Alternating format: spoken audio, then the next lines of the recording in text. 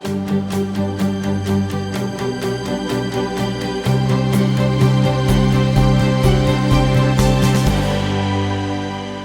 I am Dr. Chris Magiera from Warsaw, Indiana, and I am running for the United States House of Representatives from the 3rd Congressional District of Indiana.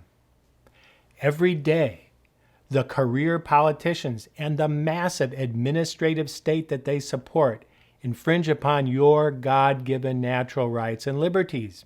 In order to secure these rights, the founders incorporated into the Constitution certain well-defined and enumerated powers for the Congress. Among these was Article 1, Section 8, Clause 4. The Congress shall have power to establish an uniform rule of naturalization. On its surface, this seems like a simple and straightforward matter. However, constitutional scholars and activists have, for many years, intensely debated whether immigration powers are the same as naturalization powers. For the moment, let's assume that immigration and naturalization are linked.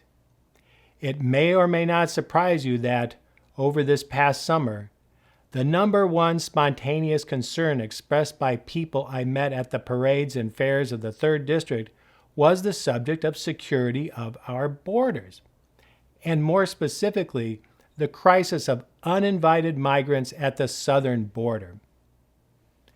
If a subject is this intense, then it would seem only natural that the voters would want to compare and contrast the opinions of the candidates. And indeed, voters are asking me how I, the challenger in this May 5, 2020 Republican primary, am different from, or what would I do differently than, the incumbent Representative Jim Banks. Well, since I am not a current or past office holder, the logical place to begin would be with the voting record of Representative Banks. When considering past performance, it is crucial to not only consider what has been done, but also what has not been done or should have been done. Out-of-control migration and immigration threatens the lives, safety, health, and job opportunities and wages of American citizens, not to mention depletion of scarce financial and infrastructure resources of the United States and the Union. Under the heading of Reducing Unnecessary Worker Visas, there are 3 negative actions of the incumbent to consider. First, on 3/15/2017, Jim Banks was a co-sponsor of H.R. 1544, Keeping Our Promise to Our Afghan Allies Act. This act would have increased the number of special immigrant visas for Afghani nationals from 8,500 to 11,000. Was this, I ask, the only or best way to deal with this refugee situation? Second, on 3/22/18, Jim Banks voted in favor of H.R. 1625, Consolidated Appropriations Act 2018. Tucked away in a corner of this massive omnibus spending bill was a provision to authorize DHS, that's Homeland Security, to double the number of H2B visas for fiscal year 2018. Now, what's an H2B visa? Well, with over 185 different types of visas, confusion is not unexpected. This is a visa for temporary, non-immigrant, non-agricultural, seasonal workers, such as hotel and resort workers. Did we need up to 66,000 more seasonal workers to compete with Americans and to depress wages? Apparently, special interests are very powerful in Washington. Last in this category is a recent vote, the 7-10-19 passage by the House of H.R. 1044, Fairness for High-Skilled Immigrants Act. Well, don't let the titles of bills fool you. The act's results are usually the opposite of the title. For example, the Affordable Care Act. In any case, this rather complex bill is designed to alter the formulas for the H2B tech specialty visas.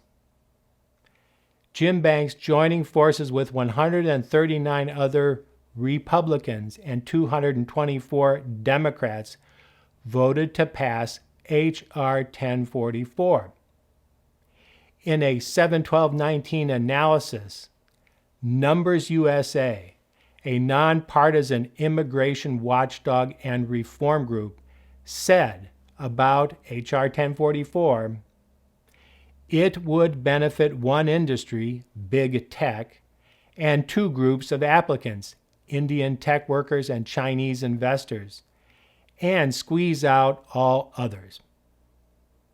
A syndicated columnist, Joe Gazzardi, summed up objections to H.R. 1044 in a 10/31/19 column appearing in the Warsaw Times-Union. He quoted a Labor Department official as saying, and I quote, "Increased immigration should be the last, not the first, public policy response to skills shortages," end quote. I agree. Medical doctors are intimately familiar with the law of unintended consequences.